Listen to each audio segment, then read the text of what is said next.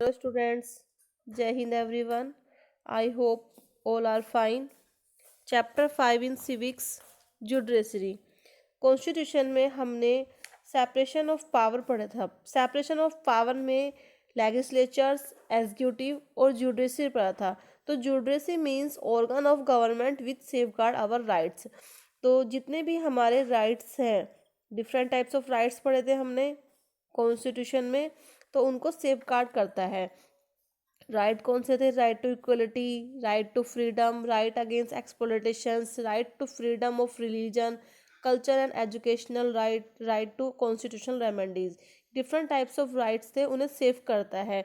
तो जुडिशरी में पढ़ा था कि it ensure that laws and rules of country are followed properly and rights of the people are protected. जितने भी राइट्स हैं उनको, लॉ एंड रूल्स हैं उनको प्रॉपरली फॉलो करा जाए और जितने भी राइट्स हैं उनको पीपल के लिए प्रोटेक्ट किया जाए. तो let's start our chapter judiciary. And you will be updated with everything that is there. Now moving forward with the chapter, we are going to talk about judiciary. तो सबसे पहली चीज तो ये है कि आपको ये समझना होगा there are three organs, right? One is the legislature, जिसके बारे में हमने पढ़ा है. Now since we know that there is a law making process, we also need to study that ये laws कौन enforce करता है, and that is the judiciary, and that is why it becomes very very important. Apart from that, we have another branch which is known as the executive, and executive helps to execute the laws that are framed by the legislature. In this chapter, we will be majorly looking into the role of the judges and what we know as the court system in India. Okay, so we are going to have a glimpse, that is we are going to have a look into the range of work done by the courts in India. आप हमेशा सुनोगे कि ये litigation pending है, ये cases pending है. This is what can be done. So the branch that deals with all of this, it is the judiciary. And today we are going to read the major happenings that revolve around your judiciary. Moving forward, to enforce the rule of law, we have a judicial system that consists of courts that a citizen can approach when a law is violated. अब यहाँ पे अगर मैं आपको simple words में समझाने की कोशिश करूँ तो जो important चीज़ एक तो है आपके लिए, वो है ये understand करना that what is rule of law. So basically even previously I have explained you what is rule of law. एक तो ये है कि no one is above the law. No one is above the law. चाहे आप government servant हो, चाहे आप पॉलिटिकली पावरफुल हो, you will always be bound to the law of the nation. And second thing is law is equal for everybody. Okay, इन दोनों चीजों को मिला करके क्या मिलता है हमें? Rule of law. जहां पे रूल क्या होता है? लॉ आपका रूल होता है एंड नोबडी कैन बाईटेक the law into their own hands. So इस चीज को इम्प्लीमेंट करने के लिए हमने क्या किया? हमने एक जुडिशियल सिस्टम एस्टैब्लिश की जो कि हमें बहुत सारी मैकेनिज्म्स के थ्रू देखने को मिलती है. एंड जब भी कोई लॉ आपका वायलेट होता है या फिर you feel that some injustice has been done to you, then what is your responsibility, what is your take on that? You can visit the court and you can see and you can file the case. With that you will get to know कि आपका case कहाँ जाता है. Like the judge will now decide whether something wrong has been done to you and he will establish who is guilty. So in this way justice can be achieved. दोनों sides को ये मौका दिया जाता है to represent their selves. Okay, it is not just one side. All of this is implemented because we have a judiciary in place. So that is the essence of this chapter. As an organ of government, judiciary plays a crucial role in the functioning of India's democracy. अब ये हम लोग कैसे कहते हैं? ये इसलिए कहते हैं क्योंकि अगर जुडिशरी नहीं रहती तो जो भी हमारे राइट्स हैं उन्हें कौन एनफोर्स करता? सपोज ये राइट्स हमें नहीं दिए जा रहे थे, सपोज जो पावर में लोग बैठे हैं अगर वो हमारे राइट्स को इनक्रोच कर रहे थे या फिर वो कुछ ऐसे लॉज बना रहे थे which was actually creating a problem, then who would save our democracy? That is why it is very very important for the judiciary to be there, क्योंकि ये लोग इंडियन डेमोक्रेसी को फंक्शनल रखते हैं, सिस्टमैटिक रखते हैं और in the right direction work करवाते हैं. And why and how can it do so? It can do so because it is independent. अब यहाँ पे आपको एक चीज समझना बहुत जरूरी है कि इंडिपेंडेंट जुडिशरी का मीनिंग क्या होता है. What does it mean to be an independent judiciary? But not right now. After I explain to you the role of judiciary, then मैं आपको बताऊंगी कि इंडिपेंडेंस ऑफ जुडिशरी से हमें क्या समझ आता है. What does an independent judiciary mean, this we will be learning later in the chapter. Is there any connection between the court in your area and the supreme court in New Delhi, ये भी मैं आपको बताऊंगी when I tell you what is the structure of courts in India and how are they related. We will see that as soon as we move ahead with the chapter. अब यहाँ पे एक quote है, all the rights secured to the citizens under the constitution are worth nothing and a mere bubble except guaranteed to them by an independent and virtuous judiciary. So यहाँ पे बहुत ही simple चीज है कि अगर कॉन्स्टिट्यूशन मान लो आपको कितने ही राइट्स दे देती है, लेकिन उनका मीनिंग कभी भी फुलफिल नहीं होगा जब तक उनको इन्फोर्स करने वाला कोई नहीं हो. For example, in school somebody makes you the monitor, but if you're not given power to run that class properly, then you will never be able to do anything about it. So it cannot be a mere dummy, right? Constitution will be a mere dummy अगर आपके laws जब breach होते हैं तो उनको enforce करने वाला कोई ना हो. And for this, it is not just important कि एक judiciary हो, it is very very important कि वो independent रहे. By independent, what do we mean? I'll tell you. And virtuous rahe. That means you can rely on them. The people should be skillful. The people who are judges, they should be very, very extraordinary in their field. They should be full of virtue. They should be having good quality, right? So in this way, you will be able to seek justice. And that is why the role of judiciary becomes important. Coming to role of judiciary. अब जैसे कुछ भी ऐसी cases होते हैं तो आप वो कहाँ से फाइल करोगे? You will file it in the courts, right? So the courts have to take the hearing. अब ये अलग लेवल्स पे होते हैं जो कि हम लोग आगे देखेंगे. बहुत सारे इश्यूज आते रहते हैं. See, we are the second most populated nation in the world, so there are a lot of cases that are always coming up. Okay, and इस समय जुडिशरी का रोल ये रहता है कि दे पार्टेक देयर डिसीजंस, या फिर वो लोग एक प्रॉपर डिसीजन दे जिससे कोई भी मैटर सॉल्व हो सके. For example, they can say that teachers are not allowed to beat students. That means physical होना not allowed. Okay, physical violence, physical abuse करना not allowed. They can also say that male members cannot dominate the girl, the wives. Okay, that is the domestic violence. Then they can talk about water sharing. मान लीजिए दो states के बीच में problem आ रही है. For example, ऐसा होते ही रहता है. Andhra Pradesh, Maharashtra, if you see in those regions, they have problem with regard to sharing of water. For example, कोई भी एक रिवर है जो 2-3 स्टेट से निकल रही हो, सो कैसे डिस्ट्रीब्यूट होगा पानी, what will be the mode of conduct if there is any problem that arises. So इस तरीके के सारे डिसीजंस भी जुडिशरी ले सकती है. Also they can punish people for crimes. If you do any kind of theft, if you do any kind of dowry, if you do any kind of murder, so all of this they have specific impositions of penalties, imprisonment, etc. So इन सारी चीजों को enforce करती है हमारी judiciary, which is well versed with the laws of the nation. Now coming to the role of judiciary, the work that the judiciary does can be divided into the following. So सबसे foremost and सबसे important role है dispute resolution. What do you mean by dispute? Dispute is a point of disagreement.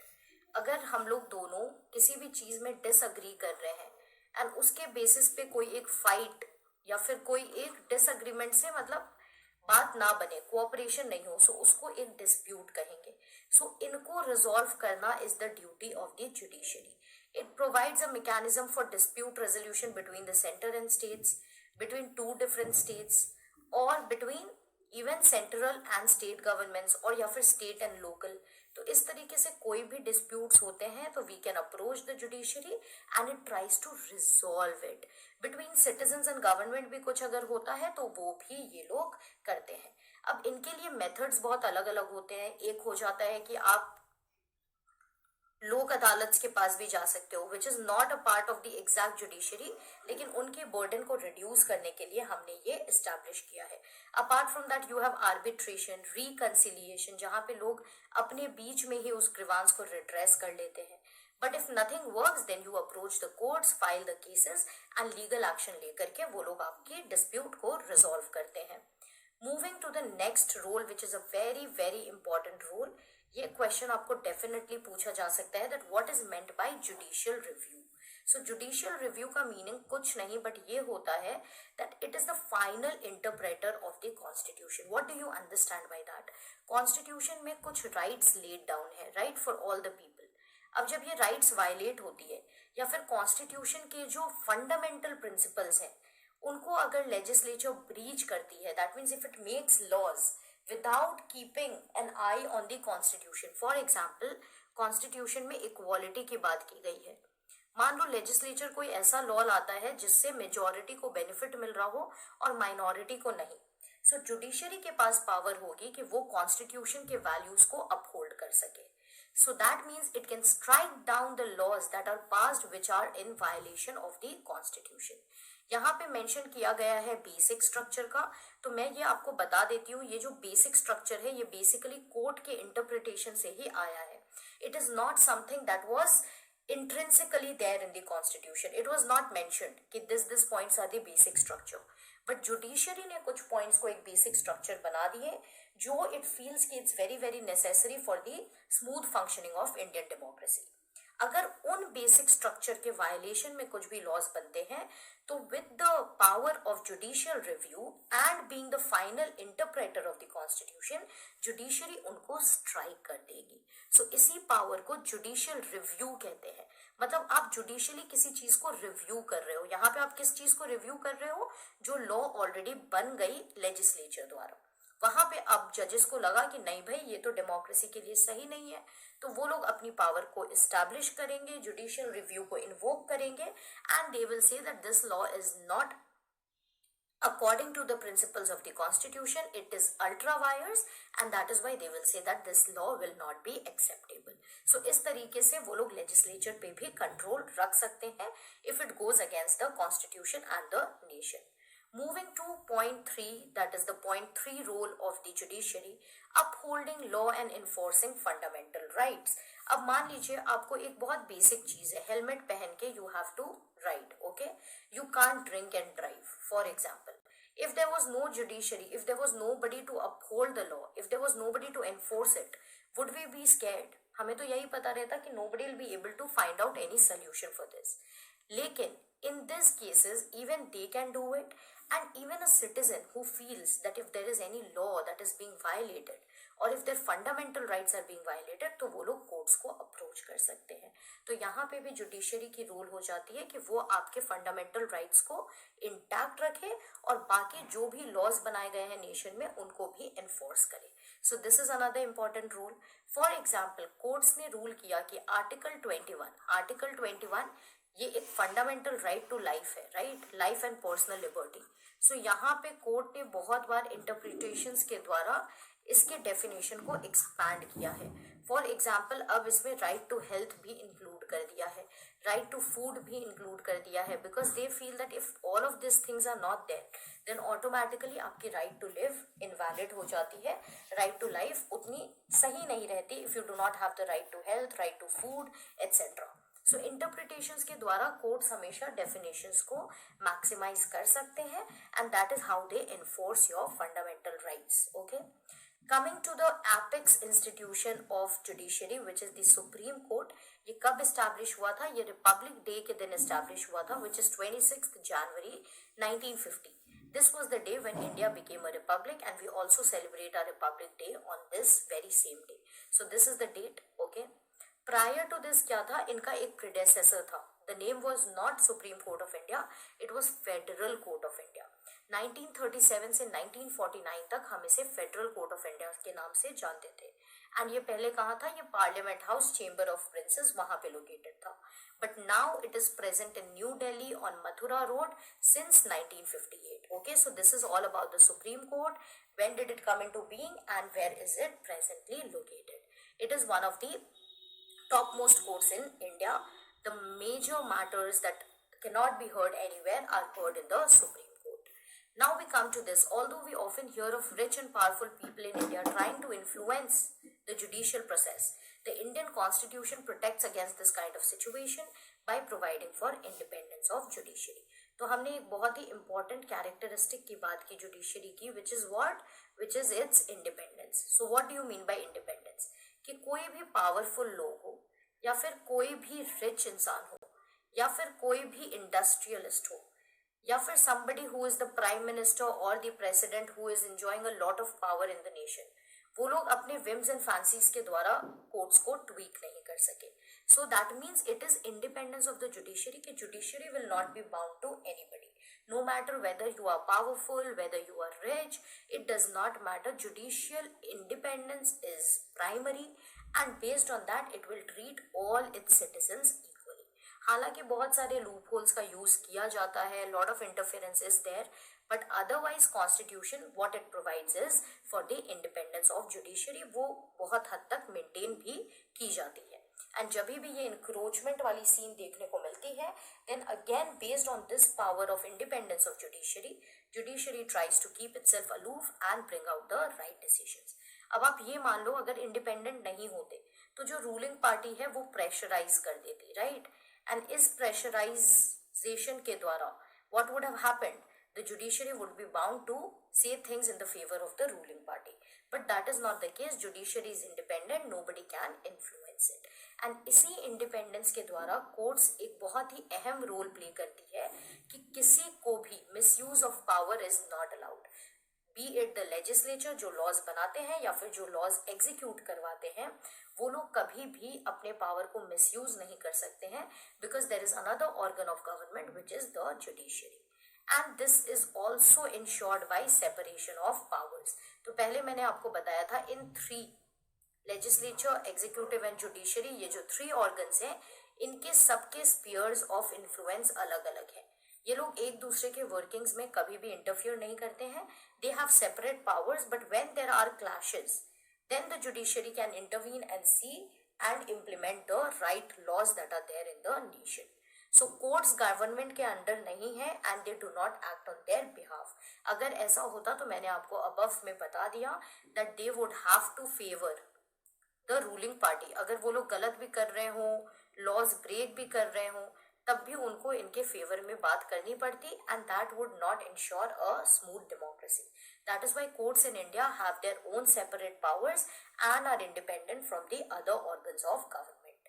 Coming to the appointment and removal of जजेस, so इसी separation की वजह से appointment and removal processes ऐसे हैं कि गवर्नमेंट इसमें ज्यादा इंटरफियर नहीं कर सके. Okay, it is very very crucial that in the High Court as well as the Supreme Court, the judges should be appointed with very little interference. क्योंकि मान लीजिए आज किसी ने आपको अपॉइंट किया, so you will be under that person. You will have to listen to the terms and conditions of that person until and unless you don't have a way out, right? Similarly, if the government was employing and removing the judges, then the judges would always have to favor them. वो कभी भी अपने according किसी भी चीज को आगे नहीं बढ़ा सकते. That is why appointment and removal processes ऐसे हैं कि किसी को भी प्रॉब्लम नहीं हो एंड जुडिशरी की इंडिपेंडेंस इंटैक्ट रखे. वंस द जजेस are appointed it is very difficult to remove them until and unless बहुत ज्यादा इम्पीचमेंट प्रोसीजर या फिर बहुत सारे केसेस होते हैं in which they can be removed, which is actually very cumbersome and very difficult. और ये क्यों रखा गया? ताकि वो लोग इंडिपेंडेंट रह सके, उनकी फंक्शनिंग में कोई ज्यादा इंटरफियर करके लॉ को अपने हाथ में नहीं ले. Coming to the structure of courts in India, so ये 3 लेवल्स पे ऑपरेट करती हैं.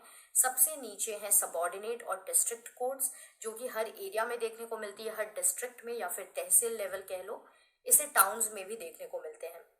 ये काफी सारे केसेस सुनती हैं और जजमेंट्स पास करती हैं. सेकेंड कोर्ट्स कौन से हैं? High court. तो ये आपके स्टेट वाइज कोर्ट हो गए. Is it necessary that every state has a court? No. Okay. Some courts and some states are also shared between one or more states. Each state has a high court which is the highest court of that state. Currently कितने high courts हैं? 25 high courts हैं. That means not all states have a high court. High court सबसे पहले कहाँ establish हुए थे? You can remember it as BMC, Bombay municipal corporation, which stands for Bombay, Madras and Calcutta. Okay, 1862 में. सो सबसे पहले हाई कोर्ट्स आपके ये 3 प्रेसिडेंसी स्टेट्स में आए थे. हाई कोर्ट ऑफ दिल्ली कब आया? It came about in 1966. Important. Punjab and Haryana का क्या अलग अलग कोर्ट है? नहीं. They have a similar high court which is located at Chandigarh. So इस तरीके से you can see the establishment of high courts. Coming to north east states, 4 north east states, that is Assam, Nagaland, Mizoram and Arunachal Pradesh. इनका क्या है?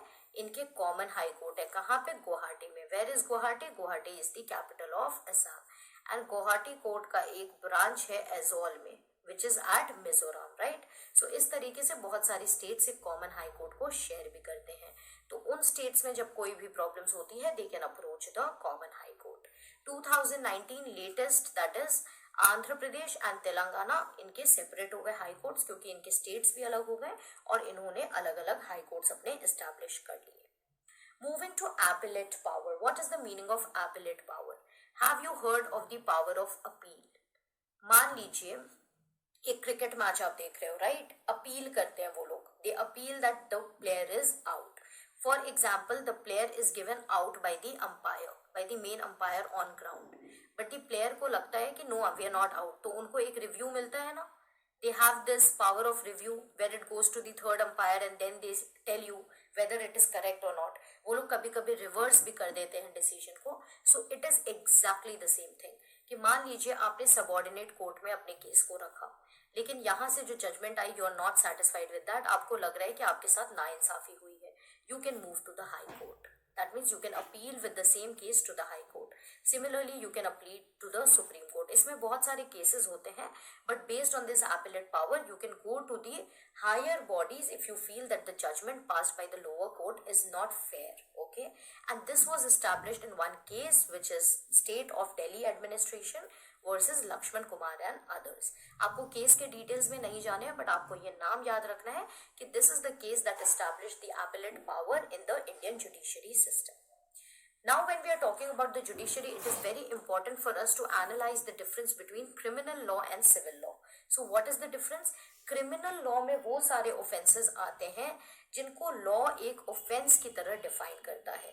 So this is more harsh in nature, okay, this are not personal things, this are basically criminal offences. For example आपने चोरी कर ली, आपने किसी को harass कर दिया, ईव टीज कर दिया, आपने डाउरी वाली मांग रख दी, आपने किसी का मर्डर कर दिया, आपने किसी को सेक्सुअली अब्यूज कर दिया। So this are things that invite and fall under the category of offences, क्योंकि ये बहुत ही हार्श इन नेचर होते हैं। That is why they are a part of criminal law. और सिविल लॉ क्या होता है? Which deal with civil cases.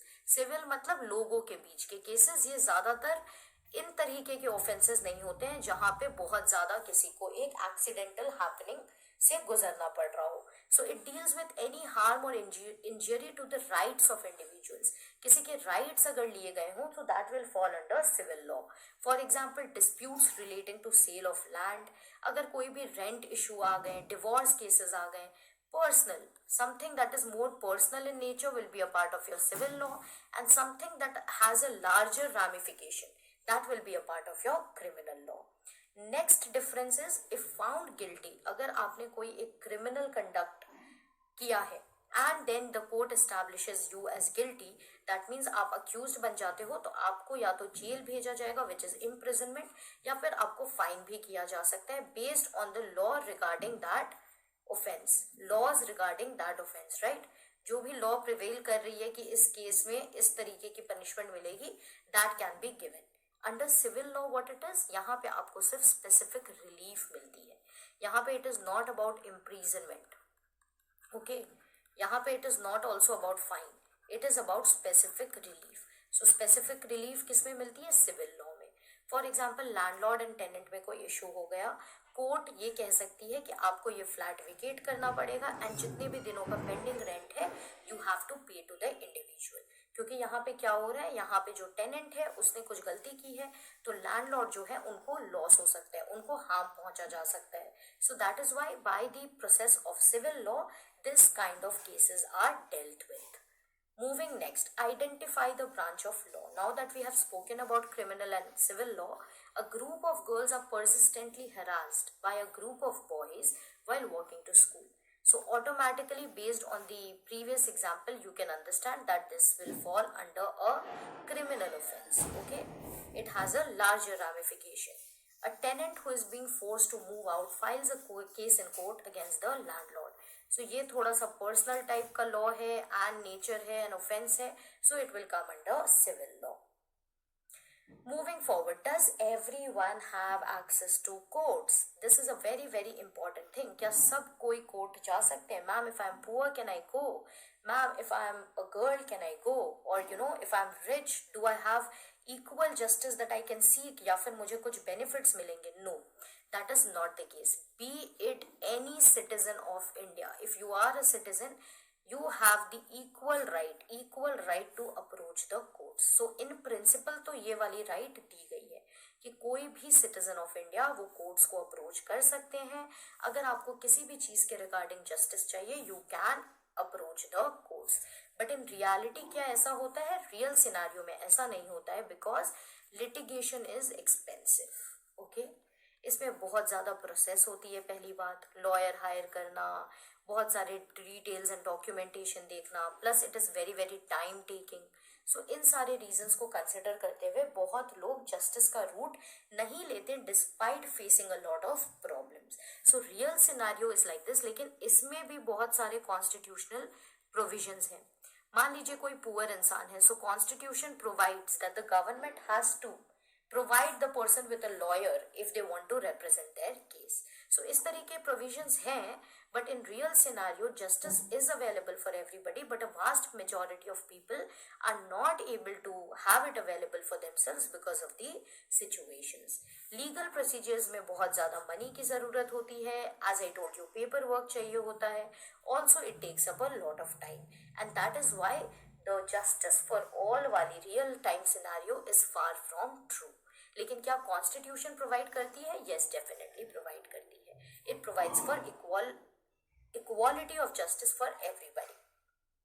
For a poor person who cannot read and whose family depends on a daily wage, the idea of going to the court to get justice often seems remote. So this is very very basic कि हम लोग justice for all कह रहे हैं, access for all कह रहे हैं, लेकिन कोई भी आप एक daily wage laborer का सोचो, person who pulls the rickshaw, okay, he is dependent on the wage from that day. A person who is a laborer working on a construction site, he is dependent on the wage for that day.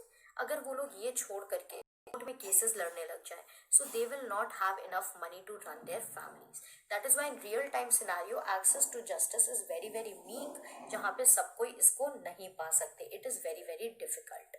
सो इस वजह से इस problem को address करने के लिए हमने क्या सोल्यूशन निकाला? सुप्रीम कोर्ट ने 1980s में एक मैकेनिज्म डिवाइस कर दी. What is that mechanism? Very very interesting. It is known as PIL. मतलब एक पिल दे दिया उस प्रॉब्लम को ताकि वो सॉल्व हो जाए. And what is it? It is public interest litigation. तो आपको नेम से ही समझ आ रहा है कि पब्लिक के इंटरेस्ट की कोई भी टॉपिक हो, कोई भी मैटर हो, तो कभी कभी क्या होता है, अगर वो इंसान खुद ब खुद केस फाइल नहीं कर पा रहा, then the public can take care of that and file it. तो the court will look into it and if it is required it will pass the requisite judgment. इससे क्या होगा? People who can not approach the courts for justice, उनकी chances of having access to justice will increase. क्योंकि क्या होता है, this cases are not those cases जो आप तक लिमिटेड है. It need not be that it has happened with you, only then can you file the case. No. If it is with regard to the general public also, जहाँ पे आपको लग रहा है कि something wrong is going on, then you as an individual, अगर आपकी capacity है तो you can approach the court, you can bring it to their knowledge and the court can pass a judgment based on that. It allows any individual or any organization to file a PIL. कहाँ पे file कर सकते हो? High court में भी कर सकते हो, सुप्रीम कोर्ट में भी कर सकते हो, on behalf of those whose rights are violated. For example, कोई domestic maid है who is coming to help you with your domestic chores at home. Okay, so what happens कि अगर ये, if you feel that she is being paid low wages, she is not being given good treatment, या फिर कुछ भी type का physical abuse किया जा रहा है, so what happens is if that lady cannot go, you can file the PIL on behalf of that person. So then if the rights are violated, courts इसे देखेंगी and then the court can grant justice to the person whose rights have been violated. कौन कौन से instances में देखने को मिला है PIL का यूसेज? कभी कभी बॉन्डेड लेबरर्स को रेस्क्यू करने के लिए किसी इंडिविजुअल ने फाइल कर दिया है केस, क्योंकि this is against the law. Securing the release of prisoners in Bihar who had been kept in jail even after their punishment term was complete, etc. तो जहां पे भी आप डिस्क्रिपेंसी देख रहे हो कि कोई भी who is in power is trying to misuse their authority, या फिर पुलिस ऑफिसर्स कुछ ऐसा कर रहे हैं, या फिर इन जनरल कंट्री में कुछ बुरा चल रहा है which is against the law, then you can apply your PIL power and secure justice. Provision of mid day meal in schools was also a result of PIL. इससे क्या होता है, गवर्नमेंट स्कूल्स में अब एक टाइम की मील दी जाती है ताकि बच्चे की एजुकेशन इंक्रीज हो, and the right to education which is a fundamental right, we are able to fulfil that. So this kind of things have been secured through the usage of PIL. Olga Tellis judgment. What is this judgment? This is about the slum area of Dharavi and Mumbai. So what is the slum area of Mumbai? 1985 में this case was fought between Olga Tellis versus Bombay Municipal Corporation. Actually BMC ने ये बोला था कि ये slum like areas बहुत ही डिह्यूमनाइजिंग है, और इनके नाम पे इन्होंने बोला था कि इस टाइप के स्लम्स को पेरिश कर देना चाहिए. They should not be allowed to live in Bombay. But the slum people, they had fought for their rights, and they had said that Article 21 is about right to life. Okay? And right to life में अगर आपके पास right to livelihood नहीं है, वो लोग वहाँ पे क्यों रह रहे हैं? To earn their living. So if you don't have livelihood, that means your fundamental right, which is right to life, guaranteed under Article 21, ये actually नहीं दिया जा रहा है आपको. Okay? So on this basis, they had fought for it. And in this judgment, Supreme Court established that yes, right to livelihood, just that is that people should have the capacity to earn. वो लोग अपने villages को छोड़ के इसलिए आए हैं because they do not have any economic scope in their cities and towns. That is why they've come to Mumbai. So they cannot be asked to leave until and unless you are able to rehabilitate them, or you are able to provide them with some livelihood in some other area. So इस तरीके से ये judgment आई थी, and this is how again Supreme Court had brought about a new thing which helped the people who were poor.